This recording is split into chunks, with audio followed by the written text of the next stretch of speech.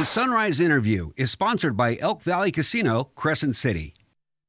Welcome back. Now joining us this morning is Chela Sanchez, co-director of the 10th annual Day of the Dead race coming up this weekend in Talent. Good morning, Chela. Good morning. So how does this race differ from other races? This is something that's unique, all of its own. It's a way to really kind of take a pause and like celebrate your past loved ones. So a lot of times with death, and we've talked about this, grief is such a hard thing. And a lot of times people don't know what to do with that grief. That loss is immense. And Day of the Dead, Dia de los Muertos, asks you to come with community and celebrate with everyone who has experienced death. We have our altar here today. This is a traditional altar. This is 3 tiers, so it's the heavens, earth, and the underworld, and kind of highlighting the spirituality of that. But like, so there's some people here that I just wanted to highlight. This is my comadre right here, Nacha. She was just an amazing friend and very talented baker. This is a friend of ours, Kath Warren. She was a clowner, and if you notice right here, we have a little clown nose to just recognize her like fun spirit. We also are going to have a paw altar. So for fallen pets, those pets are part of our life as well. And we're inviting people to bring those to be part of our community altar at the event. So those will be on display at the Talent Museum for the month of November.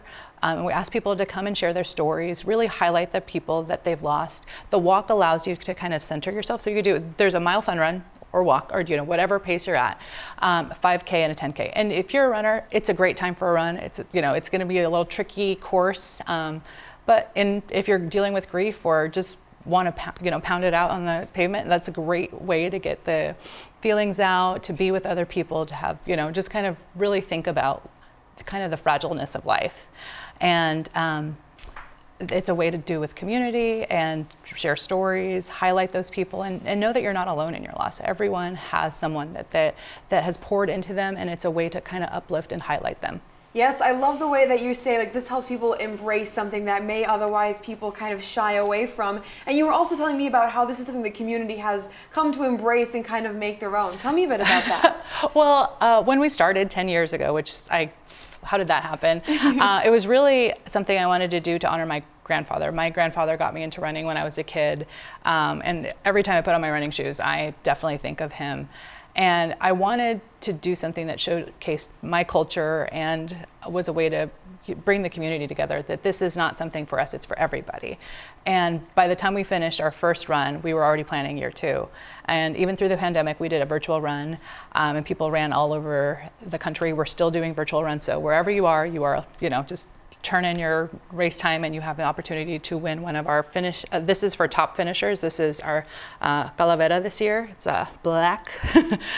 So they're hand painted. They're pretty solid. You can check it out. And they're gorgeous as well. Hand painted by this is Jose, and his son actually paints those for us every year. Wow. Yeah. So it is, there's so many touch points for community. There's going to be food, there's crafts.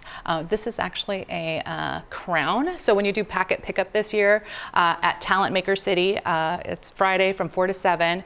You could pick up your race packet and get the opportunity to make these, print out your loved one's photo, make frames to put on our altar. There's like so many touch points. So if you want to just like walk, or you just want to just be a part of it, it's a really great time to, again, just celebrate that person who poured so much into you. If you're feeling lost, it's because that person gave you something. And it's really a time to really highlight and embrace what that is and not to let it go and really just share it.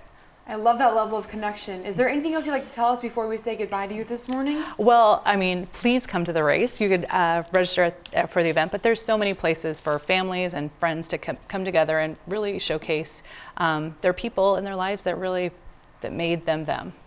Thank you for reminding us of that sense of connection, and I hope that people can get that through this weekend with you. Yes, thank you. Yes, of course. Well, as she said, the 10th annual Day of the Dead race happens this Saturday near City Hall in Talent. All races begin at 2 p.m. with awards to follow right after the races.